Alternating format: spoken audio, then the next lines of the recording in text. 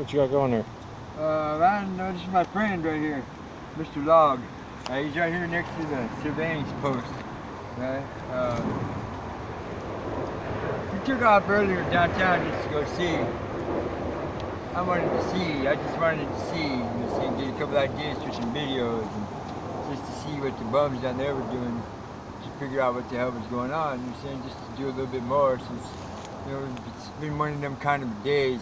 People are acting crazy and weird and wild, and right, I did a little bit of studying on the computer, right? But once we got down there, it was like, it was even worse. It was even worse mixed match of craziness. Streets going every which way, cars, people driving all over the place, right? It just all the smells and the mess and the trash. And when we got down to the park, right, it was gross. It was disgusting. It smelled like urine. And that was nowhere near the bathrooms. Yeah, the bathroom was at the other end of the park. Good God, and there's just a group of bums just laying there with their bikes and their shit scattered all over the fucking... Dude, the skate punks didn't care about the smell. Their weed covered the smell. Dude, I didn't smell any weed. All I smelled was pee. I smelled weed. Right? That's a sad commentary on a city like this. This is the heart of Silicon Valley. There are people here that live in this city that make millions of dollars a year. This is a really nice city. It's a really nice place. I've seen some really nice homes and buildings, and there have been a lot of software companies that I've seen that have landscaping, and then I've seen a lot of nice cars, fancy, expensive stuff, people riding expensive bikes, people wearing expensive clothes. I've seen all of this stuff, but the heart of the city, the downtown area, right, especially in a park named after one of the most influential individuals in California's history, Mr. Cesar Chavez, right? It's very disappointing. It truly is. If we traveled here for a reason, we came here because an anonymous friend, right, wanted to see some of the places, some of the history, some of the things that interested him when he was younger, right? Some of the things that molded and shaped the way that he thought. The ideas that he had, the things that made him who he is, right? And that was one of the reasons why we came here. One of the reasons why I agreed to come on this trip is because I wanted to discover who I was. I wanted to discover where I fit into all of this. I said this in the previous video, right? And along the way, I discovered a few things about myself that I already knew, that I had held fast, that were true, that stayed with me. And I've learned a few new things about myself, right? About my determination and my steadfastness, and that the way that I think isn't necessarily the way that things should be, right? That my ideas and the way that I was raised, it's old school now. It's old. It's had its turn.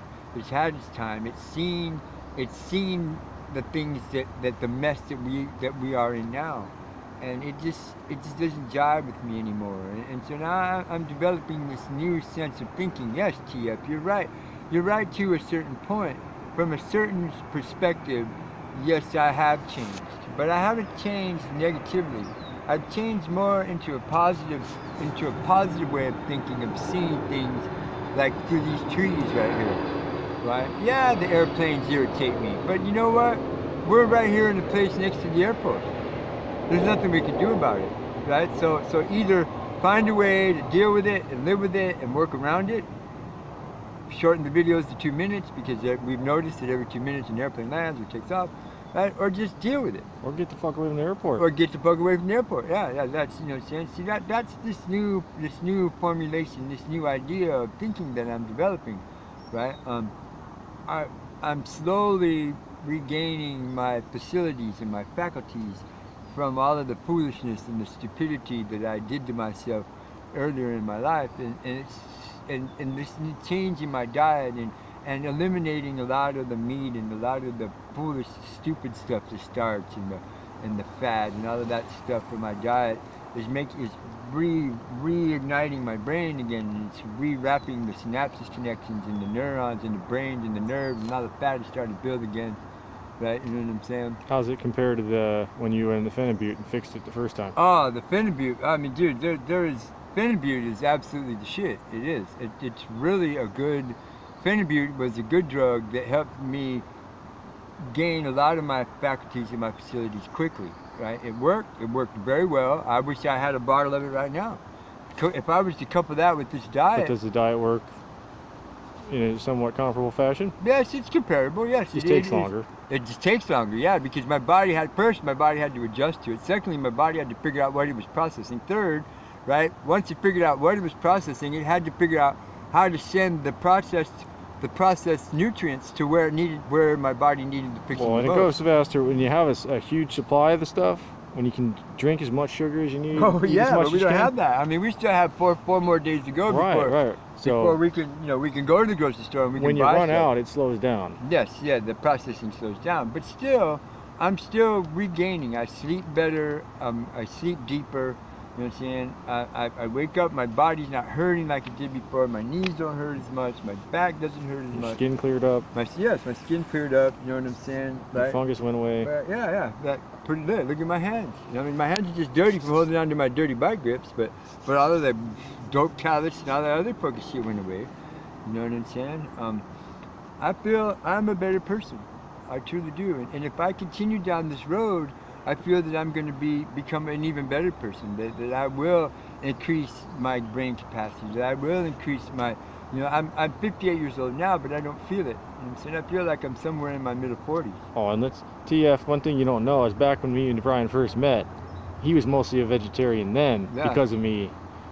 Yeah. And we walked around all day long, went all over the place, and ate vegetables. Drinking coffee. And he had a lot more energy back then, and was a lot more in your face and intense, and didn't hold back, didn't pull punches. No. And then for something there, Margaret got him soft or whatever, and he stopped doing that shit because he cared what people thought too much, and now he's getting back to being himself. So so a lot of what you see is Brian going back to being Brian. Yeah. I'm just encouraging him. Becoming myself again. You know what I'm saying? Because I am, I'm one of those individuals that's curious about everything. You know what I'm saying? I mean, I'm an artist. I went to college and I got college degrees in art history, because back when I was young, that was the thing to do in the 70s. It was, some of you know this, that was the thing to do, to be an artist, to be an activist, to be a renegade, a rebel, to fight the system, to stick it to the man, you know what I'm saying, and all that shit, right? Well now, you know what I'm saying, I'm still that person. I'm still curious, and I still look at things from the perspective of the eye of an artist. You know what I'm saying? But now I'm trying to put it together with the knowledge that I've gained on the tech stuff and the computer values and pretty much the manifesto of the hackers and all of that stuff. Because hackers aren't really criminals. Hackers are people that write code, that write plugins and patches. No. Hackers aren't programmers. Hackers are people with a certain mindset. With a certain mindset, yes. Right, that want to push forward the thinking, right, the modernization, right, the computerization of society and of life. You know what I'm saying? You hack all the time. Hacking is when you understand the rules of a system good enough that you can make it do things it wasn't intended to do. That's me. By bending those rules. You're still playing within the rules. Yes. But I've learned, and I'm learning even more, and with this new course I'm going to learn even more how to use the system that I have, right, to do the things that I want it to do, to go back to being that artist. See, because that's my goal. This journey here. Dude, tell them about, we got a program on there the other day. Oh, the CAD thing, the rad CAD. Yeah, because we were talking back and forth about what we wanted to do when we got to Oregon, and one of the things that we're thinking about doing is opening a bike shop. And Nam's friend here wants to get involved in a class up there, in a course up there, go to school. It's a frame building school where they teach you how to build frames, bicycle frames and stuff. And during the course of the schoolwork, you end up building the frame jig that at the end, when you graduate, you get to take with you. So one of the things that we were talking about doing was opening a bike shop, right? And so just in passing, I just made this comment, and this is the way it works. This is how we interact. I made this comment. I had this out the idea, and before I could blink 3 times, and Nana's friend had downloaded a software package onto my computer called RadCAD that allows. It's actually RattleCAD. RattleCAD that allows you to actually design using computer-aided drafting techniques and software to design bike frames and to design bicycles. right? So just like that, in the blink of an eye. It handles all the materials, the different tubing types, the physics and geometry and everything. Geometry of it all, you know what I'm saying? It takes into consideration the size differential between human beings, you know what I'm saying? And but this is my point, right? In just the blink of an eye, my friend, right, could take one of my radical, off-the-wall, fucking silly ideas, or a far-fetched idea, and because he knows how I think, and because he knows what my goals are, he could pull up in the blink of an eye the exact program or the software that I need to learn how to use in order to do those things that my sideways thinking will bring to me, right? And that's the whole point of this journey for me. The point of the journey for me was to get back to being that person, to being that artist, to seeing things through those eyes again, and trying to fit my ideas in the world and how to try to change something. That was the point of the documentary, was to try to get people's awareness up and to change something. But the documentary turned into a poor Brian kind of a thing, because there's... Yeah, but you saw how to make a documentary, and now you make your own longer pieces. I'm in the process of making my own, you know what I'm saying? So the whole thing has come full circle for me. But anyways, I'm going to cut this short because you know, we're actually tracking a ride. We're tracking a ride here. I've stopped in so many different places that the phone doesn't know what the fuck it's doing. But just this is just an overall generalization. Right? Yeah, this is my friend the tree. This is just an overall generalization of what this journey means to me and what I hope to get out of it. I hope to get out of it, Brian. Yeah, and for me, I'm about to be 32, and I was ready to settle on what I had, but I'd never really gone anywhere and seen anything else. So I wanted to go see what else was out there, and you know, I always said I wouldn't, like, I turned down continuing with my Google interviews because I didn't want to go to Mountain View. Yeah, because he had serious job opportunities here. It turns out Mountain View's fucking nice, and I like it. Yeah, he liked it. Yeah, it was way different than he thought it was going to be. So I'm going to keep pursuing that shit now. Yeah, see, so the journey here is, this is just the very beginning of it, the first third of it. The first part of the journey was to get here. The second part of the journey was to decide what we wanted to do, and then if we wanted to keep going forward, to move forward. And the third part of the journey we're not going to tell anybody about, because we haven't decided yet.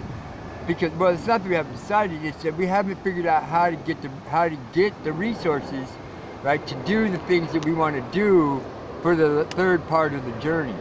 And once we get to that point, once we get in a position to do that, right, then once we succeed in completing that leg of the journey, then we'll start telling you what it is. But in the meantime, you're just going to have to just follow along and keep up with us, because we're not quitting.